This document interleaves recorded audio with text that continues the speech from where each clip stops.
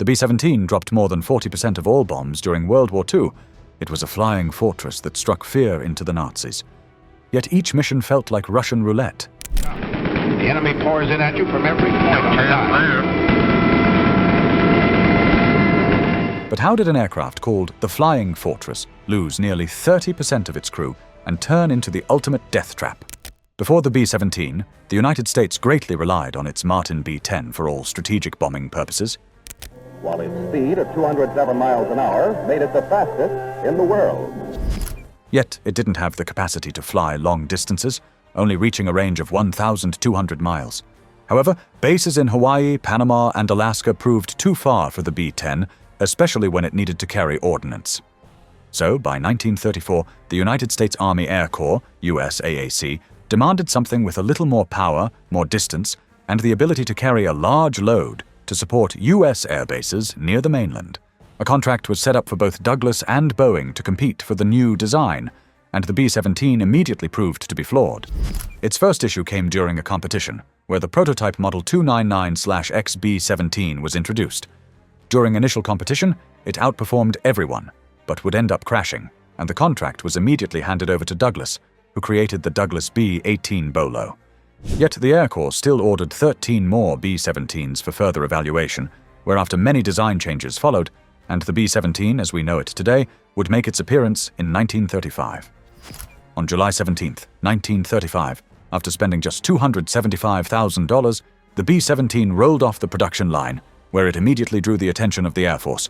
It could carry 4,800 pounds of bombs, climb to 10,000 feet in just 5 minutes, and fly at 25,000 feet for 10 hours. This meant it was the best bomber in the world at the time, and a true marvel of engineering. Yet this was only the start of its impressive features. Mounted around the B-17 were 13 Browning .50 caliber machine guns, which provided it with a 360-degree view of its surroundings.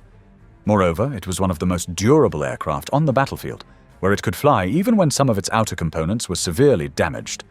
All of this earned it the nickname, the Flying Fortress. It was so impressive that it became one of the largest production bombers in U.S. history, with production running from 1937 to 1945, and some 12,700 bombers were built, even being sold to other Allied countries such as the Royal Air Force in the United Kingdom. Its main missions during the war were quite simple: be the cornerstone of bombing raids. Anything the Allies needed to destroy was given to the B-17. Essentially, it flew hundreds of thousands of missions, primarily targeting German industry in the European theater and helping to cull the Japanese shipments in the Pacific. By the time the war came to an end, more than 40% of all bombs dropped by the Allies were by a B-17. Unfortunately, not everything was as good as it seemed.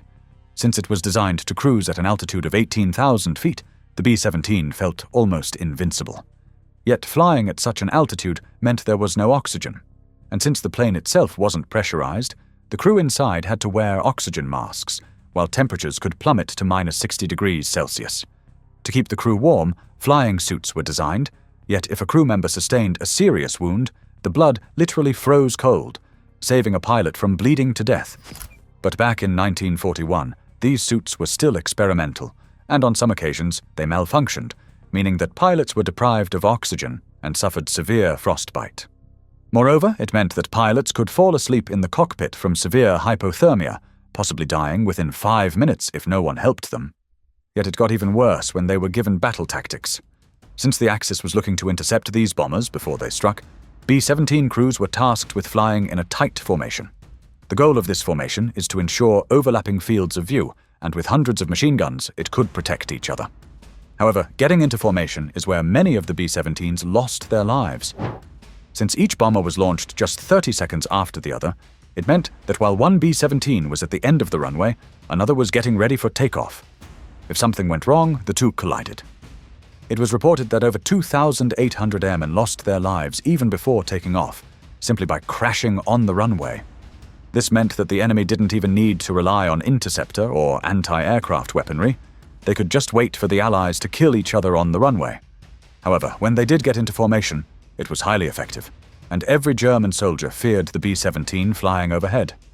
Yet, the Germans were not entirely defenseless to it. If you've watched our video on the German Flak 88, you already know just how impressive this piece of artillery was. In fact, it was like a mortar on steroids, with incredible accuracy and destructive power that could blow up tanks with a single round. The Flak 88 could even fire rounds up to 30,000 feet in the air, making every mission a game of cat and mouse to see who would react first. Realizing this, the Germans began placing the Flak 88 strategically around factories and high-value targets. And since heat-seeking or GPS-guided rockets were not available, delayed fuse shells were created, with the ability to explode at a certain altitude before scattering. It meant that the aluminum frame of the B-17 would always be vulnerable, not just to direct hits, but even to shrapnel or nearby explosions. And once the fuselage was penetrated, the B-17 was no longer indestructible, often plummeting from the sky. Yet it wasn't the air defenses that most B-17 pilots feared. The Germans had another ace up their sleeve, something that even put the Spitfire to shame at high altitude. This was none other than the Messerschmitt Bf-109. It is even argued that the Focke-Wulf FW-190 posed a bigger threat than the Bf-109, with its better firepower and improved maneuverability. Once a radar station was alerted to the presence of a B-17, squadrons scrambled into the air, with the single goal of intercepting any Allied bomber they saw. And despite having 13 guns mounted to its fuselage and wings, the B-17 simply could not sustain wave after wave of German fighters targeting weaknesses like the cockpit and engines. Even with a crew of 10 men who manned every gun, the Allies were taking severe losses at the hands of the Germans. The main problem was that the Allies didn't have any significant fighter that could conduct long-range escort missions, meaning that large chunks of the mission were done with the B-17 being unprotected. Well, then the P-51 Mustang was designed, and it proved to change the battlefield once again. Once the P-51 finally made its debut in 1942, it quickly became the escort fighter of choice and could efficiently deal with incoming German interceptors. But by then, the casualties were already mounting. One interesting thing about the B-17 is that even though nearly 5,000 of the more than 12,000 bombers were downed, the human casualties were far more extreme. About 52,000 airmen lost their lives operating the Flying Fortress, yet not every plane went down, with some crew positions being far more dangerous than others. For the traditional B-17, it featured a crew of 10 airmen, 1 pilot, a co-pilot, a radio operator, a navigator, a bombardier, a flight engineer, and 4 gunners.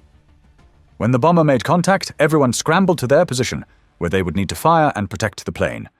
Yet, being a waist gunner in a B-17 proved far more deadly than any other job on the aircraft. These men were tasked with operating twin .50 caliber machine guns, mounted in the waist windows on each side of the B-17. They had virtually no space in the cramped fuselage, with non-existent protection from incoming enemy fire. They'd even be crushed when the plane made a landing without any landing gear. Then there were the bombardier and navigator, who sat at the front of the fuselage and were responsible for ensuring each bomb landed on its mark. However, it was also the first target for the enemy when attacked from the front, and if the machine gun malfunctioned, these 2 men would take all the incoming fire. Finally, the ball turret gunner and top turret gunner had a 360-degree view of their surroundings. But they were also some of the first men to take hits from the side. The top turret gunner stood out, making it a prime target for enemy interceptors. The problem was that even though they had parachutes, the B-17 was designed to keep its crew inside, with as little weakness as possible. Should it go down, many of these men stuck in the fuselage wouldn't be able to get out fast enough. Fortunately, the co-pilot would be one of the safest, and usually had the lowest casualty rate.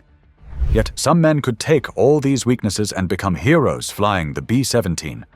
On June 16, 1943, then Captain J. Zima Jr. volunteered for a photographic mapping mission covering the formidably defended area in the vicinity of Buka in the Solomon Islands.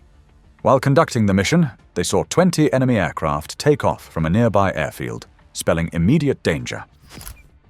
Captain Zima persisted with the mission, carrying out his mapping run despite incoming enemy fire. He sustained numerous injuries from cannon and machine gun fire, being hit in both arms and legs.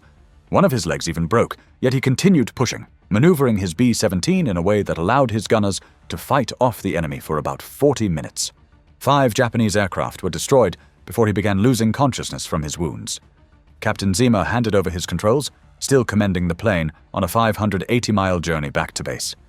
He was later awarded the most prestigious award in the United States military, receiving the Medal of Honor, before becoming a major and turning to Pratt & Whitney as an aerospace engineer from 1946. His heroics will forever be remembered, proving just how valuable a plane the B-17 was, and why it is still one of the greatest bombers ever made.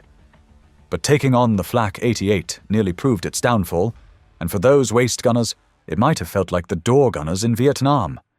If you want to find out why, check out this video next.